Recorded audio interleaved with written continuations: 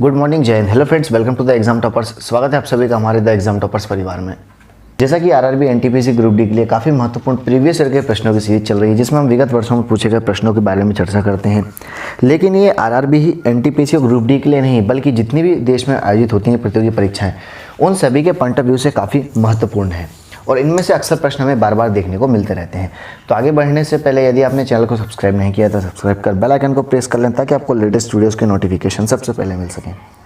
शुरू करते हैं पहले प्रश्न से। पहला प्रश्न है, भारत में काली मिट्टी है जिसे रेगुर मिट्टी कहा जाता है, इसका क्षेत्र कहाँ तक सीमित रहा है?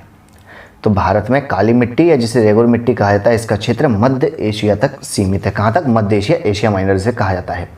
अल्फांसो किस फल की एक किस्म का नाम है? अल्फांसो किस फल की किस्म का नाम है, आपको यह बताना है। तो अल्फांसो मैंगो, आम की एक किस्म का नाम है।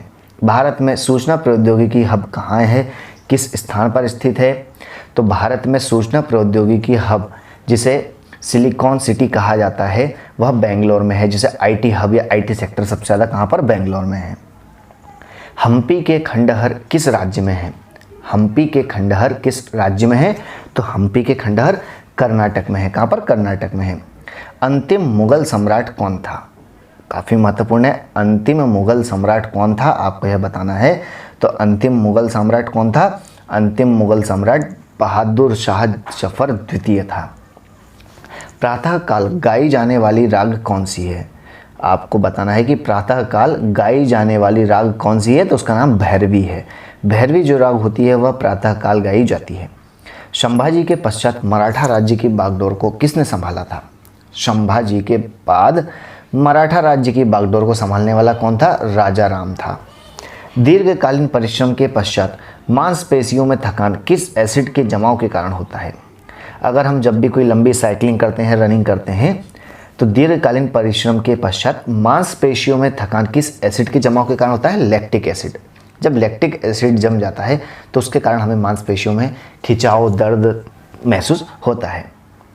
शरीर के आमाशय एवं अन्य अंतरंगों का अन्वेषण करने वाली तकनीक एंडोस्कोपी किस पर आधारित होती है? किस क्रिया पर, किस प्रक्रिया पर आधारित होती है? एंडोस्कोपी। एंडोस्कोपी का प्रयोग काय में किया जाता है? शरीर के आमाशय एवं अन्य अंतरंगों का अन्वेषण करने वाली तकनीक कौन सी होती है? एंडोस्कोपी। यह पूर्ण आंतरिक परावर्तन पर आधारित होती है। दिल्ली का सुल्तान कौन था जो भारत में नहरों के सबसे बड़े नेटवर्क के लिए निर्माण के लिए जाना जाता है, प्रसिद्ध है? कहें तो भारत में नहरों के सबसे बड़े नेटवर्क, सबसे ज़्यादा नहरों का निर्माण करवाने वाला सुल्तान कौन था, राजा कौन था? तो यह दिल्ली का सुल्तान फिरोज शाह तुगलक था। कौन था? फिरोज शाह तुगलक, जिसके समय भारत में सर्वाधिक नहरें बनाई गई थीं और यह नहरों के सबसे बड़े नेटवर्क के लिए निर्माण के लिए प्रसिद्ध है। जीटी रोड का निर्माण किसने करवाया था? हम सभी बहुत अच्छे से जानते हैं। जीटी ग्रांड ट्रंक रोड का निर्माण शेर शाह सूरी ने करवाया था। अलमाटी बांध, अलमाटी बांध किस नदी पर और किस राज्य में है? तो अलमाटी बांध कृष्णा नदी पर, कर्नाटक में है। कहाँ पर? कृष्णा नदी पर है। और कहाँ पर है? कर्नाटक में है। पृथ्वी के नज़दीक वायुमंडल की सबसे निचली परत क्या कहलाती है? पृथ्वी के नज़दीक वायुमंडल की सबसे निचली परत को क्या कहा जाता है? तो इसे शोभ मंडल कहा जाता है। क्या कहा जाता है? शोभ मंडल, या जिसे ट्रोफोस्फीयर भी कहा जाता है। ट्रोफोस्फीयर और जिसे शोभ मंडल कहा जाता है। और यह पृथ्वी के नज़दीक वायुमंडल की सबसे निचली परत कहलाती है। हिंदी, हिंदी किस लिपि में लिखी जाती है? तो हिंदी देवनागरी लिपि में लिखी जाती है। विटामिन ए का सबसे अच्छा स्रोत कौन सा है? तो विटामिन ए का सबसे अच्छा स्रोत गाजर होती है। क्या होती है? गाजर। रास तनुरा तेल रिफाइनरी किस देश में है? रास तनुरा ऑयल रिफाइनरी कहाँ पर है? तो यह सऊदी अरब में है। रास तनुरा ऑयल रिफाइनरी सऊदी अरब में है, इंडिया में नहीं है। वीनस की मूर्ति किस फिल्म अभिनेत्री को कहा जाता है? वीनस की मूर्ति किस फिल्म अभिनेत्री को कहा जाता है? तो यह मधुबाला को कहा जाता है। फिल्म अभिनेत्री मधुबाला रही हैं, इन्हें वीनस की मूर्ति भी कहा जाता है। केरल में इडुक्की परियोजना किस नदी पर स्थित है? कहें तो किस नदी पर केरल में इडुक्की परियोजना संचालित होती है या की जा रही है?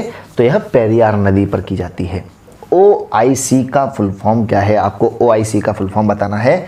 इसका फुल फॉर्म होता है organisation of Islamic countries. Organisation of Islamic countries होती है। क्या का? OIC का फुल फॉर्म। माइकल फरेरा का संबंध किस खेल से है? माइकल फरेरा का संबंध किस खेल से है? तो बिलियर्ड्स से माइकल फरेरा का संबंध है। भारत में स्थानीय स्वशासन की स्थापना में सर्वाधिक रुचि लेने वाला कौन था? तो भारत में स्थानीय स्वशासन का जिसे जनक भी कहा जाता है, ये सबसे ज़्यादा इसकी स्थापना में रुचि लेने वाला व्यक्ति था लॉर्ड रिपन। लॉर्ड रिपन का स्थानीय स्वशासन के लिए सबसे बड़ा हाथ माना जाता है इसको विकसित करने में, क्योंकि सबसे ज़्यादा रुचि लॉर्ड रिपन ने ही ली थी। पीली क्रांति का संबंध किससे होता है? तो पीली क्रांति का संबंध खाद्य तेल से, ऑयल जिसे हम कहते हैं फूड ऑयल, उससे होता है। पीली क्रांति का संबंध तेल से है। तमिलनाडु की नकद फसल वाली मुख्य फसल कौन सी होती है? नकद कमाई जिससे होती है तमिलनाडु में, या कहें साउथ के जितने प्रमुख राज्य हैं, तमिलनाडु, केरल, आंध्रा, इनमें सबसे ज़्यादा नकद कमाई वाली फसल जो होती है वह रुई अर्थात कपास की होती है, और उसके बाद रबर भी कहीं कहीं देखने को मिलती है। बाढ़ सुपर पावर परियोजना किस राज्य में है? अब यहाँ पर आपने नाम सुना है बाढ़, तो बाढ़ सर्वाधिक किस राज्य में आती है? हम सभी को अच्छे से पता, आप इतना आइडिया लगा ही सकते हैं। बाढ़ सुपर पावर परियोजना बिहार में है। जैसा कि सबसे ज़्यादा बाढ़ का प्रकोप कहाँ होता है? कोसी नदी में बाढ़ का प्रकोप होता है। कहाँ पर? बिहार में होता है। तो बाढ़ सुपर पावर परियोजना बिहार राज्य में है। सांची का स्तूप कहाँ? मध्य प्रदेश में है। मध्य प्रदेश में सांची का स्तूप है। इसका निर्माण किसने करवाया था? अशोक ने करवाया था। भारत का सबसे बड़ा तेल शोधक कारखाना, ऑयल रिफाइनरी जिसे कहा जाता है, वह कौन सी? Mathura oil refinery.